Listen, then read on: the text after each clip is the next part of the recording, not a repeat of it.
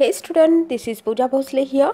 So, in today's lecture we are going to study law of equimarginal utility, which we have started in our last lecture. Okay, in that lecture we have studied the statement of law of equimarginal utility and the basic of that law. Okay, so in this lecture we are going to see the explanation of this law with the help of schedule and diagram. Okay, so just see what we have studied in the last lecture, that is statement of law. So what statement says here: if a person has a thing which can be put to several uses, he will distribute it among these uses in such a way that it has the same marginal utility in all. Okay, for if it has a greater marginal utility in one use than another, he would gain by taking away some of it from the second use and applying it to the first. Okay, so after that we have studied the assumptions of this law. Okay, so what were the assumptions? First is rational consumer, second is cardinal approach, third one is perfect knowledge of utilities, fourth prices of the goods, income of the consumer, marginal utility of money, and the last one is wants and goods are substitute. Okay, so let's study the explanation of law with the help of schedule. Okay, see, here is one example. Okay, with this example we can explain this law very easily. See, you have a income of ₹50. Okay, बघा या ठिकाणी आपण हा law या स्केड्यूलनुसार वा या पूर्ण टेबलनुसार तुम्ही काय करणार आहात, एक्सप्लेन करणार आहात, समजून घेणार आहात. तुम्हाला या ठिकाणी असं अझम करायचं आहे की एका कन्झ्युमरचं इन्कम किती आहे, ₹50. किंवा असे कन्सिडर करा की तुमच्याकडे ₹50 आहेत, तुमच्याकडे टोटल जे इन्कम आहे ते ₹50 आहे आणि या ठिकाणी तुमची इच्छा आहे एक्स अँड वाय ह्या दोन कमोडिटीज खरेदी करणं, कन्झ्युम करणं. ओके, तर तुम्ही काय करणार आहात, एक्स अँड वाय या ज्या दोन कमोडिटी आहेत, तर या दोन कमोडिटीज तुम्ही अशा पद्धतीने या ठिकाणी परचेस कराल जेणेकरून दोन्ही कमोडिटीमधनं मिळणारं मार्जिनल युटिलिटी हे कसं असेल, इक्वल असेल. ओके, ₹50 शेवटचा रुपया. ओके, ₹50 शेवटचा रुपया जेव्हा तुम्ही एक्स अँड वायवरती खर्च करताय, येते लक्षात, एक्सवरती खर्च केलेला शेवटचा रुपया आणि वायवरती खर्च केलेला शेवटचा रुपया या दोन्हीमधनं मिळालेली युटिलिटी जेव्हा इक्वल असते, ज्याला आपण म्हणतो मार्जिनल युटिलिटी, ती जेव्हा इक्वल असेल त्याच वेळेस आपण काय करणार आहात, त्या दोन्हीला त्या कॉम्बिनेशनमध्ये आपण परचेस करणार आहोत. असे तुम्हाला खूप सारे कॉम्बिनेशन्स या ठिकाणी मिळतील ज्या ठिकाणी marginal utility from x and marginal utility from Y he equal असेल. बट आपल्याला तेच कॉम्बिनेशन या ठिकाणी चूज करायचं आहे, तोच इक्विलिब्रियम पॉईंट आपल्याला या ठिकाणी चूज करायचा आहे, ज्या ठिकाणी तुमच्याकडे असलेले ₹50 तुम्ही पूर्णपणे यूज करू शकाल. ओके, आणि त्यातनं मिळणारं सॅटिस्फॅक्शन, त्यातनं मिळणारी युटिलिटी ही मॅक्झिमम लेवलवरती असेल. कारण कुठल्याही कन्झ्युमरची, कुठल्याही रॅशनल कन्झ्युमरची इच्छा काय असते की आपण स्पेंड केलेल्या पैशामधनं जास्तीत जास्त मॅक्झिमम सॅटिस्फॅक्शन मिळवणं. कुठल्याही रॅशनल कन्झ्युमरची हीच इच्छा असते, हीच वॉन्ट असते किंवा हाच मोटो असतो पैसे खर्च करण्यामागचा. ओके, पुअर पर्सन असेल, त्याच्याकडे फक्त ₹10 असतील, तर तो देखील ₹10 खर्च करताना 100 वेळा विचार करेल की त्या ₹10 मधनं किंवा त्या ₹10 खर्च करण्यामधनं त्याला जास्तीत जास्त सॅटिस्फॅक्शन मिळालं पाहिजे आणि तो त्याच पद्धतीने ते ₹10 खर्च करेल. त्या ठिकाणी एखादा श्रीमंत माणूस आहे, त्याच्याकडं 10,000 10,000 रुपये आहेत तरीसुद्धा तो 10,000 रुपये खर्च करताना असाच विचार करेल की तो पैसा खर्च केल्यानंतर अगदी शेवटचा पैसा खर्च करेपर्यंत त्याला जास्तीत जास्त सॅटिस्फॅक्शन मिळेल. ओके, हे सगळ्या कन्झ्युमरचं, सगळ्या रॅशनल पर्सनचं काय असतं, मेन मोटो असतो. पहा, या ठिकाणी देखील तुमचा असाच मोटो आहे की तुम्ही एक्स आणि वायवरती अशा पद्धतीने 50 रुपये खर्च कराल, त्यातनं मिळणारं सॅटिस्फॅक्शन हे मॅक्झिमम असेल. आणि कुठल्याही कमोडिटीजवरती पैसा खर्च करताना मॅक्झिमम सॅटिस्फॅक्शन तेव्हाच मिळेल जेव्हा दोन्ही कमोडिटीवरती शेवटचा पैसा खर्च केल्यानंतर मार्जिनल युटिलिटी ही इक्वल मिळेल. ओके, तर आता हे तुम्हाला थेरॉटिकली समजलं. आता आपण प्रॅक्टिकली म्हणजे with the help of casual and diagram study करूयात. त्यामुळे तुमचे जे काही प्रॉब्लेम्स आहेत, जे काही तुमच्या डोक्यामध्ये या ठिकाणी बॅरियर्स असतील ते सगळे क्लिअर होतील. ओके, कारण एक्झाम्पल थ्रू स्टडी करणं हे जास्त हेल्पफुल जाईल आपल्यासाठी. पहा, या ठिकाणी एक्स कमोडिटीवरती तुम्ही पैसा खर्च केलेला आहे आणि वाय कमोडिटीवरती पण खर्च केलेला आहे आणि आपण या ठिकाणी मार्जिनल युटिलिटीची स्टडी करतोय, ना की टोटल युटिलिटीची. ओके, तर मार्जिनल युटिलिटी म्हणजे काय, तर मार्जिनल युटिलिटी म्हणजे एखाद्या टोटलमध्ये किंवा टोटल युटिलिटीमध्ये जेव्हा ॲडिशनल युनिटमुळे मिळालेलं जे काही युटिलिटी असते त्याला काय म्हटलं जातं, मार्जिनल युटिलिटी. ओके, टोटल युटिलिटीमध्ये शेवटच्या युनिट स्पेंड करण्यामुळे किंवा कन्झ्युम करण्यामुळे जी युटिलिटी मिळालेली असते त्याला मार्जिनल युटिलिटी म्हणतात. म्हणजे फॉर एक्झाम्पल तुम्ही काय करते, तुमच्याकडे 5 रुपये आहेत आणि 5 रुपये तुम्ही एक रुपया या पद्धतीने खर्च करताय. कशा पद्धतीने, एक रुपया या पद्धतीने खर्च करताय एखादी पर्टिक्युलर एक्स कमोडिटी खरेदी करण्यासाठी. जेव्हा 1 रुपया तुम्ही खर्च केलात तुम्हाला 2 इतकी युटिलिटी मिळाली, दुसरा रुपया खर्च केलात परत तुम्हाला या ठिकाणी 1 इतकी युटिलिटी मिळाली. अशा पद्धतीने टोटल तुम्हाला मिळालेली आहे युटिलिटी समजा की 6 इतकी. ओके, आणि शेवटचा 5वा युनिट किंवा 5वा रुपया तुम्ही खर्च केला तेव्हा तुम्हाला युटिलिटी मिळालेली असेल 1 इतकी. तर ती जी 5वा युनिट किंवा 5वा रुपया खर्च केल्यामुळे जी युटिलिटी मिळालेली असते टोटलमध्ये आहे 6, तर 6मध्ये शेवटच्या रुपयामुळे युटिलिटी मिळालेली ही 1 युनिट इतकी असेल, 1 युटाईल इतकी असेल, तर त्या 1 युटाईलला म्हटलं जातं मार्जिनल युटिलिटी. राईट, तर पाहू आपण हे एक्झाम्पल. या ठिकाणी बघा 3 कॉलम आहेत, 3 कॉलम तुम्हाला दिसत आहेत सरळ या ठिकाणी. तर या 3 कॉलममध्ये फर्स्ट कॉलम आहे units of money expenditure.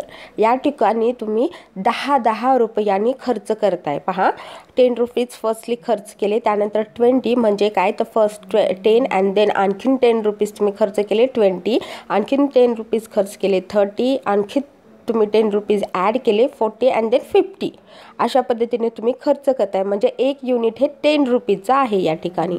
Then marginal utility of expenditure on commodity X. जेव्हा तुम्ही 10 रुपये खर्च करता एक्सवरती तर तुम्हाला पहिल्या 10 रुपयामधनं 15 युटाईल्स इतकी युटिलिटी मिळाली. त्यानंतर तुम्ही परत काय केलं, टोटल 20 रुपीज खर्च केलात. ओके, 20 रुपीज खर्च केल्यानंतर मार्जिनल युटिलिटी मिळाली तुम्हाला 14 इतकी, 14. म्हणजे तुम्हाला या ठिकाणी टोटल युटिलिटी किती मिळाली, 20 रुपीजमधनं टोटल युटिलिटी तुम्हाला किती मिळेल, 15 + 14 = 29. तर 29 ही तुमची टोटल युटिलिटी असेल. बट 20 रुपये खर्च केल्यानंतर मार्जिनल युटिलिटी किती मिळाली तुम्हाला, 14. या पद्धतीने तुम्हाला लक्षात ठेवायचे. परत तुम्ही 30 रुपये खर्च केले एक्स कमोडिटीवरती, तुम्हाला किती युटिलिटी मिळाली या ठिकाणी, 13. या ठिकाणी मार्जिनल युटिलिटी किती मिळाली तुम्हाला, 13 इतकी मिळाली. येते लक्षात. जर तुम्हाला टोटल युटिलिटी 30 रुपये खर्च केल्यानंतर किती मिळाली काढायचं असेल, 15 + 14 + 13 करावं लागेल, ती तुमची टोटल युटिलिटी येईल. त्यानंतर तुम्ही परत 10 रुपये खर्च केले, आता टोटल तुम्ही 40 रुपये खर्च करताय एक्स कमोडिटीवरती. तुम्हाला या ठिकाणी मार्जिनल युटिलिटी किती मिळेल, मग 12 इतकी मार्जिनल युटिलिटी मिळत आहे. टोटल युटिलिटी काढायची असेल 15 + 14 + 13 + 12 करावं लागेल तुम्हाला. म्हणजे टोटल युटिलिटी मिळेल तुम्हाला 40 रुपये खर्च केल्यानंतर. त्यानंतर परत 10 रुपये तुम्ही या ठिकाणी खर्च करताय, म्हणजे टोटल 50 रुपये जेव्हा तुम्ही एक्स कमोडिटीवरती खर्च कराल तेव्हा तुम्हाला या ठिकाणी मार्जिनल युटिलिटी मिळते 11 इतकी. किती मिळते मार्जिनल युटिलिटी या ठिकाणी? 11. पहा या ठिकाणी किती? 11 इतकी मार्जिनल युटिलिटी मिळते. आपला डिमिनिशिंग मार्जिनल युटिलिटी लॉ काय सांगतो? जेव्हा तुम्ही एकाच कमोडिटीवरती कंटिन्युअसली युनिट स्पेंड करत असाल किंवा ती युटिलिटी कंटिन्युअसली तुम्ही एकच युटिलिटी तुम्ही कंटिन्युअसली कन्झ्युम करत असाल तर त्यातनं मिळणारी जी युटिलिटी आहे, त्यातनं मिळणारी जी मार्जिनल युटिलिटी आहे ती डिमिनिश होत जाते. हा आपला पहिला लॉ सांगतो. या ठिकाणी तो लॉ स्पष्टपणे तुम्ही पाहू शकता. पहिल्या 10 रुपयात 15 आणि शेवटच्या 10 रुपयामध्ये 11 इतकी मार्जिनल युटिलिटी मिळालेली आहे, म्हणजे ती डिमिनिश होत गेलेली आहे. ओके, पहा. बट मला असं लक्षात आलं या ठिकाणी, पहा पहिले 10 रुपये तुम्ही जेव्हा मार्जिनल युटिलिटी आपल्या एक्सवरती खर्च केल्यानंतरची मार्जिनल युटिलिटी 15 होती. तेच 10 रुपये जेव्हा मी वायवरती खर्च केले तेव्हा काय मिळालं मला? 14 इतकी मार्जिनल युटिलिटी मिळाली. तर मी काय प्रेफर करेन? एक्सवरतीच 10 रुपये स्पेंड करणं प्रेफर करेन, ना की वायवरती. का? कारण मला मार्जिनल युटिलिटी मॅक्झिमम पाहिजे. तर मला 15 ही मॅक्झिमम वाटली, मी त्यावरतीच खर्च करेन. येते लक्षात? त्यानंतर मी काय केलं की परत आणखी 10 रुपये माझे खर्च केले कोणावरती? एक्सवरती. येते लक्षात? तर अशा पद्धतीने मी खर्च करत गेले जोपर्यंत मला काय होत नाही, मार्जिनल युटिलिटी या ठिकाणी एक्सवरची कमी होत नाही तोपर्यंत. बट मला या ठिकाणी एक्स आणि वायवरती पैसे खर्च केल्यानंतर खूप सारे कॉम्बिनेशन मिळाले. मला काय करायचं आहे? एक्स आणि वाय दोन्ही कमोडिटी या ठिकाणी परचेस करायचे आहेत. बट मी एक्सला तोपर्यंत परचेस करेन जोपर्यंत त्याची मार्जिनल युटिलिटी ही वायच्या मार्जिनल युटिलिटीला इक्वल होत नाही तोपर्यंत. येते लक्षात? तर मला यातनं खूप सारे कॉम्बिनेशन्स मिळालेले आहेत. तर मी असं कॉम्बिनेशन या ठिकाणी चूज करेन ज्या कॉम्बिनेशनमध्ये एक्सवरती खर्च केलेले 10 रुपये आणि वायवरती खर्च केलेले 10 रुपये या दोघांचंही मार्जिनल युटिलिटी हे इक्वल असेल, तेच कॉम्बिनेशन मी चूज करेन. आणि तोच पॉईंट म्हणजे काय असेल माझ्यासाठी? इक्विलिब्रियम पॉईंट असेल. आणि तोच equilibrium point of marginal utility me choose करेन. येते लक्षात? बघा या ठिकाणचे सगळे कॉम्बिनेशन्स तुम्हाला मी दाखवेल. त्या अगोदर एक पॉईंट तुम्हाला लक्षात ठेवायचा आहे, तो म्हणजे की या ठिकाणी माझ्याकडे असतील 3 अल्टरनेटिव्स. काय करेन मी? एक तर माझे पूर्ण 50 रुपये मी एक्सवरती खर्च करू शकते. एक माझ्याकडे या ठिकाणी काय आहे? पर्याय आहे. दुसरा पर्याय काय आहे? माझ्याकडे असलेले पूर्ण 50 रुपये मी वायवरती खर्च करू. या पलीकडे जाऊन आणखी एक माझ्याकडे पर्याय आहे. मी काय करेन? दोन्हीवरती मिळून मी 50 रुपये खर्च करेन. हे 3 पर्याय माझ्याकडे आहेत माझे 50 रुपये खर्च करून त्या ठिकाणी मॅक्झिमम सॅटिस्फॅक्शन मिळवण्यासाठी. येते लक्षात? बघा या ठिकाणी किती कॉम्बिनेशन आहेत माझ्याकडे? 4 कॉम्बिनेशन मिळालेले आहेत. तर या ठिकाणी मी 4 कॉम्बिनेशन्स लिहिलेले आहेत.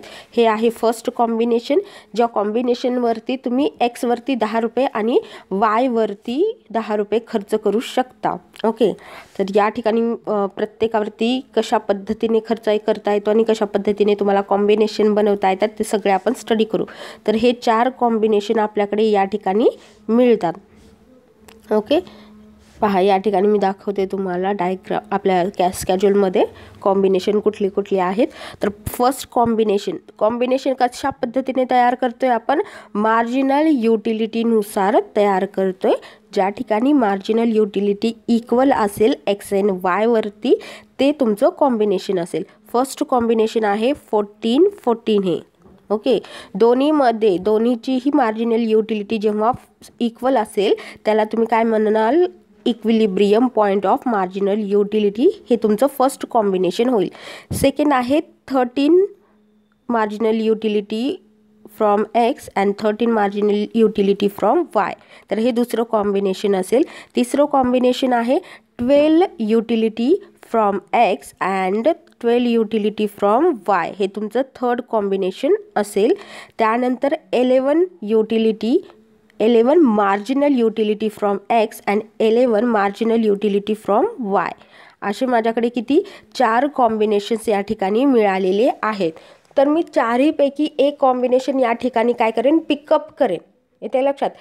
चारीपैकी एक कॉम्बिनेशन म्हणजे प्रत्येक कॉम्बिनेशनमधनं मला काय मिळत आहे, एक इक्विलिब्रियम पॉईंट मिळतोय.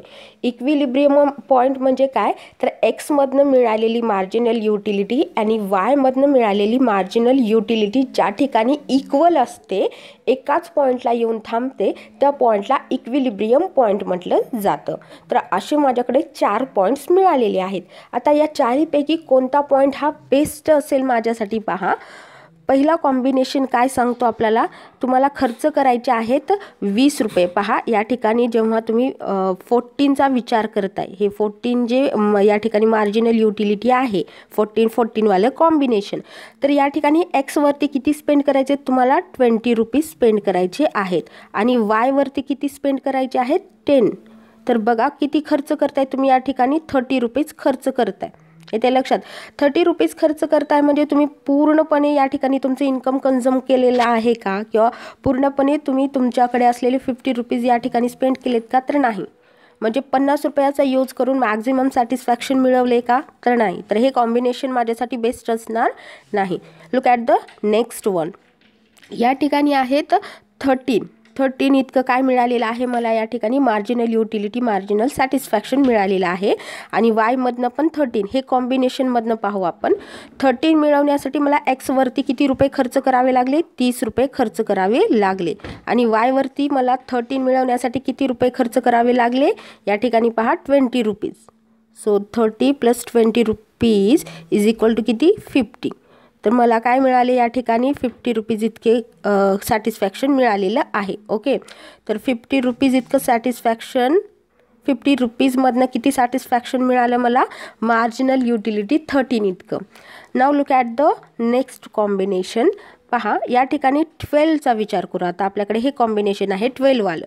तर 12 इतकं मार्जिनल युटिलिटी मिळवण्यासाठी मला एक्सवरती खर्च करावे लागले किती, पहा 12साठी मला खर्च करावे लागले 40 ऑन एक्स. अँड 12 इतकं कॉम्बिनेशन मिळवण्यासाठी, 12 इतकं मार्जिनल युटिलिटी मिळवण्यासाठी मला वायवरती किती खर्च करावे लागले, 30 रुपये. म्हणजे टोटल किती खर्च करते मी या ठिकाणी, 70 रुपीज. ओके, त्यानंतर 4th कॉम्बिनेशन आहे 11 वालं. तर 11 इतकं मार्जिनल युटिलिटी मिळवण्यासाठी मला किती, 50 रुपये खर्च करावे लागतील एक्सवरती. अँड या ठिकाणी 11 इतकंच वायपासनं मला मार्जिनल युटिलिटी मिळवण्यासाठी खर्च करावे लागतील 40 रुपये. ओके, तर या ठिकाणी बघा किती आहेत, 90 रुपीज तुम्हाला खर्च करावे लागतील. ओके, तर माझ्याकडे अशा पद्धतीने 4 कॉम्बिनेशन्स अवेलेबल झालेले आहेत. ओके, तर पहा अशा पद्धतीने तुम्ही काय करत आहात, 4 कॉम्बिनेशनमधलं एक कॉम्बिनेशन तुम्हाला चूज करावं लागेल. माझ्याकडे ना 70 रुपये आहेत ना 90 रुपये आहेत, हे तर दोन्ही कॅन्सल होऊन जातील. येते लक्षात. बट माझ्याकडे आहेत 50 रुपये, ज्यातले की जर फर्स्ट कॉम्बिनेशन चूज केले तर माझ्याकडे आणखी 20 रुपये उरतील आणि मला तेही स्पेंड करावे लागतील. तर या ठिकाणी सेकंड कॉम्बिनेशन जे आपण पाहिलं तर ते माझ्यासाठी बेस्ट कॉम्बिनेशन आहे, कारण यामध्ये माझ्याकडे असलेल्या पूर्ण पैशाचं कन्झम्पशन मी करू शकते आणि त्यातनं मार्जिनल युटिलिटीसुद्धा इक्वली मिळू शकते. येते लक्षात. अशा पद्धतीने तुम्हाला काय करावं लागतं, खूप साऱ्या कॉम्बिनेशनमधनं एक कॉम्बिनेशन चूज करावं लागतं. येते लक्षात. पहा हे तर झालं की कॉम्बिनेशन चूज करणं. खूप सारे कॉम्बिनेशन आपल्याकडे अवेलेबल असतात आणि त्या इक्विलिब्रियम पॉईंटनुसार हे कॉम्बिनेशन्स तयार होतात. पहा या ठिकाणी मी आणखी थोड्याशा सोप्या भाषेमध्ये तुम्हाला ही गोष्ट समजून सांगेन. पहा मी काय केलं की एक्सवरती 10 रुपये खर्च केले तेव्हा मला 15 इतकी मार्जिनल युटिलिटी मिळाली. अशा पद्धतीने मी स्पेंड केलं. काय झालं, शेवटचे 10 रुपये जेव्हा मी खर्च केले, म्हणजे टोटल 50 रुपये खर्च केल्यानंतर मला किती मार्जिनल युटिलिटी मिळाली, 11 इतकी मिळाली. बट मी काय विचार केला की मी एक्सवरतीच हे 10 रुपये खर्च करण्यापेक्षा, 1 second let me change the colour. Okay, पहा की शेवटचे 10 रुपये मी काय केले तर एक्सवरती खर्च करण्यापेक्षा मी विचार केला की हे शेवटचे 10 रुपये म्हणजे शेवटचे 10 रुपये टोटल 50 रुपये खर्च केल्यानंतर मला फक्त 11 इतकी मार्जिनल युटिलिटी मिळत आहे. मग मी शेवटचे 10 रुपये एक्सवरती खर्च करण्यापेक्षा काय करते, सेकंड ऑप्शन घेते, म्हणजे वायवरती खर्च करण्याचा प्रयत्न करते. तर मी माझे शेवटचे 10 रुपये काय केले, वायवरती स्पेंड करण्याचा विचार केला आणि मला त्यातनं मिळाली 14 इतकी मार्जिनल युटिलिटी. म्हणजे एक्सवरती खर्च करण्यापेक्षा मी वायवरती खर्च करणे या ठिकाणी प्रेफर करू शकते, कारण मला काय करायचं आहे, मॅक्झिमम सॅटिस्फॅक्शन मिळवायचं आहे. तर मी काय केलं, वायवरती खर्च केलं.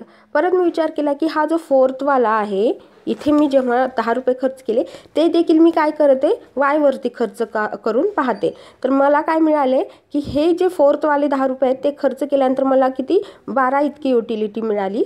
तेच 10 रुपये मी जेव्हा वायवरती खर्च केले तेव्हा मला युटिलिटी किती मिळाली, 13 इतकी मिळाली. तर मला काय वाटतं या ठिकाणी की हे जे फोर्थ नंबरचे 10 रुपये आहेत ते मी एक्सवरती खर्च करण्यापेक्षा वायवरती करणं प्रेफर करेन, कारण 12पेक्षाही 13 ही युटिलिटी काय आहे, जास्त आहे. सो मी इथंपर्यंत या कॉम्बिनेशनपर्यंत किंवा या फोर्थवाल्या 10 रुपीजपर्यंत मी काय करेन, हे जे 10 रुपये म्हणजे टोटल 20 रुपये आहेत ते मी वायवरती खर्च केले एक्सवरती करण्यापेक्षा, कारण मला वायवरती खर्च केल्यानंतर युटिलिटी जास्त मिळते एक्सवरती कंटिन्यू खर्च करण्यापेक्षा. परत मी आणखीन थोडा पुढे जाऊन विचार केला की थर्डचे हे जे 10 रुपये आहेत, थर्डवाले 10 रुपये जे आहेत ते मी जेव्हा एक्सवरती खर्च केले तेव्हा मला किती युटिलिटी मिळालेली आहे, 13 इतकी मिळालेली आहे. मग मी विचार केला की हे पण आपण वायवरती खर्च करून पाहिले तर मी हे 10 रुपये काय केले, वायवरती खर्च केले, बट मला युटिलिटी किती मिळाली, 12 इतकी मिळते. त्यामुळे मी काय विचार करणार की 12 हे 13पेक्षा कमी आहे. तर मी काय करेन की नाही, आता मी स्पेंड करणं गरजेचं नाही. तर मी काय करेन, 30 रुपये एक्सवरती खर्च करेन आणि उरलेले 20 रुपये हे वायवरती खर्च करेन, जेणेकरून मला काय मिळेल, तर मॅक्झिमम सॅटिस्फॅक्शन मिळेल. एक्सवरती कंटिन्युअसली मी खर्च करते तर मला कमी युटिलिटी मिळते, बट तेच जेव्हा मी वायवरती खर्च करते तेव्हा जास्त मिळते. म्हणून मी काय केलं, 30पर्यंत एक्सवरती खर्च केले आणि त्यानंतर खर्च केले मी वायवरती. तर हे मला यासाठी बेस्ट ऑप्शन आहे. परत मी चेक केलं की मला एक्सवरती खर्च करून पण 13 इतकीच युटिलिटी मिळते आणि वायवरती 20 रुपीज खर्च करून 13 मिळते. म्हणजे हे कॉम्बिनेशन देखील माझ्यासाठी काय आहे, बेस्ट आहे. येते लक्षात, कारण मार्जिनल युटिलिटी या ठिकाणी कशी आहे, इक्वल आहे. त्यामुळे मी अशाच पद्धतीने खर्च करणं प्रेफर करेन. 30 रुपये एक्सवरती आणि वायवरती 20 रुपये. ओके, मार्जिनल युटिलिटी देखील या ठिकाणी 13 इतकी आहे आणि माझ्या सॅटिस्फॅक्शन देखील मॅक्झिमम मिळते. तर हा जो पॉईंट असतो या पॉईंटला काय म्हटलं जातं, equi marginal point, equi marginal utility, आणि या लॉला काय म्हटलं जातं, इक्वी मार्जिनल लॉ. तर कुठलाही रॅशनल कन्झ्युमर अशाच पद्धतीने विचार करून आपले पैसे खर्च करत असतो. यालाच तुम्ही असं म्हणू शकता की प्रोडक्शनच्या बाबतीत सुद्धा कुठलाही प्रोड्युसर अशाच पद्धतीने प्रोडक्शन करतो की त्याचं मॅक्झिमम सॅटिस्फॅक्शन हे जास्त असेल. या ठिकाणी त्याचं मॅक्झिमम सॅटिस्फॅक्शन किंवा युटिलिटी काय असते, तर त्याला मिळणारं पैसा, त्याला मिळणारा तो जो त्याच्याकडे कमोडिटी आहे, जो प्रोडक्शन करतो आहे, तो जेव्हा तो विकेल त्यातनं त्याला जेवढे जास्त पैसे मिळतील त्यानुसार तो काय करेल, तर ते कॉम्बिनेशन चूज करेल. Okay, so this is the diagram. तर एकदा डायग्राम आपण फास्टली स्टडी करू, जेणेकरून तुमचे थोडे जे काही प्रॉब्लेम्स असतील ते क्लिअर होतील की आपण कॉम्बिनेशन का चूज करतो. अशा पद्धतीने पहा, या ठिकाणी आपण जे कॉम्बिनेशन चूज केलं होतं ते काय आहे, 30 रुपीज ऑन एक्स. सी, या ठिकाणी जे गडद लाईनिंग दिसते तुम्हाला, त्याकडे तुम्हाला फोकस करायचं आहे. पॉईंटसुद्धा दिलेत ए अँड बी. तर ए पॉईंट अँड बी पॉईंट. तर 30 इतकं तुम्ही जेव्हा 30 रुपये जेव्हा एक्सवरती, हे एक्स कमोडिटी विषय आहे, हे वाय कमोडिटी विषय आहे. एक्सवरती 30 रुपये खर्च करून तुम्हाला किती मिळालेलं आहे, 13 मिळालेले आहे युटिलिटी. या ठिकाणी 20 रुपये जेव्हा तुम्ही वायवरती खर्च करताय तेव्हा देखील तुम्हाला 13 इतकी युटिलिटी मिळाली. म्हणजे हा जो पॉईंट आहे तुमचा, हा जो तुमचा पॉईंट आहे तो पॉईंट काय सांगतो, तर इक्विलिब्रियम पॉईंट सांगतो. पहा, ए टू बी हा जो पॉईंट आहे तो काय आहे, इक्विलिब्रियम पॉईंट आहे. बट तुम्ही काय विचार करताय की चला थोडं चेंज करून बघू आपण. ओके, काय होतं बघू. तर या ठिकाणी मी काय केलं की एक्सवरती 30 रुपयाऐवजी मी 20 इतकं खर्च केलं. येते लक्षात. या ठिकाणी पहा 20 इतका खर्च केला, तर आपला टेबल पाहू, तुम्हाला लक्षात येऊन जाईल लगेच. पहा या ठिकाणी टेबल काय सांगतो, जेव्हा तुम्ही या ठिकाणी 30 ऐवजी x वरती, 1 सेकंड हे रेज करू पूर्णपणे. ओके, सी काय सांगतो या ठिकाणी पहा 30 ऐवजी 30 वरनं मला काय मिळाले, x वरती 13 इतकी युटिलिटी मिळाली. मी काय केलं, 20 इतका विचार केला, तर 20 मी या ठिकाणी 20 रुपये खर्च केले x वरती, तर मला 14 इतकी युटिलिटी मिळत आहे. आणि नेक्स्ट अगोदर डायग्राम बघू म्हणजे तुमच्या लक्षात येईल. पहा या डायग्रामवरती काय सांगितलेलं आहे, जेव्हा तुम्ही x वरती 30 रुपयाऐवजी 20 रुपये इतके खर्च केले, तर तुम्हाला काय मिळते, या ठिकाणी मार्जिनल युटिलिटी 13 इतकी मिळत आहे. ओके, टेबलवरती तेच टेबलमध्ये आपण पाहिलेलं आहे. आणि या ठिकाणी y वरती 20 रुपये खर्च करण्याऐवजी मी किती केले, 30 रुपये खर्च केले, म्हणजे वाढवून खर्च केले. तेव्हा यातनं मिळणारी युटिलिटी किती आहे, 12 इतकी आहे. पहा 12 इतकी आहे. आणि या ठिकाणी 20 रुपीज खर्च केल्यानंतर 14 इतकी मिळते. येते लक्षात. तर या ठिकाणी इक्विलिब्रियम पॉईंट मिळतोय का तुम्हाला, नाही मिळते. हा जो पॉईंट आहे तो इक्विलिब्रियम पॉईंट नाही. 14 x वरती आणि 12 y वरती तुम्हाला मिळत आहे. येते लक्षात. म्हणजे काय आहे, या ठिकाणी xचा विचार yचा विचार करता तुम्हाला काय मिळत आहे, gain in utility, and x मध्ये काय मिळत आहे तुम्हाला, लॉस इन युटिलिटी मिळत आहे. येते लक्षात. म्हणजे 14 ऐवजी तुम्हाला किती युटिलिटी, 13 इतकी युटिलिटी या ठिकाणी मिळालेली आहे, ज्याला तुम्ही लॉस म्हणू शकता. आणि वायचा विचार करता तुम्हाला या ठिकाणी 12 ऐवजी जास्त युटिलिटी मिळत आहेत, म्हणजे किती, 12 ऐवजी तुम्हाला 13 मिळत आहेत, जे की गेन इन युटिलिटी तुम्ही म्हणू शकता. ओके, तर अशा पद्धतीने तुम्हाला काय करावं लागतं की इक्विलिब्रियम पॉईंटला चूज करावा लागतो, ना की अशा पद्धतीचा पॉईंट ज्या ठिकाणी दोन्ही पॉईंट कुठेच मॅच करत नाहीत. म्हणून आपण कुठलं कॉम्बिनेशन चूज केलं, 30-20 वालं कॉम्बिनेशन चूज केलेलं आहे. ओके, तर हा आहे आपला equilibrium law. Okay, so next लेक्चरमध्ये आपण इंडिफरन्स कर्व स्टडी करणार आहोत.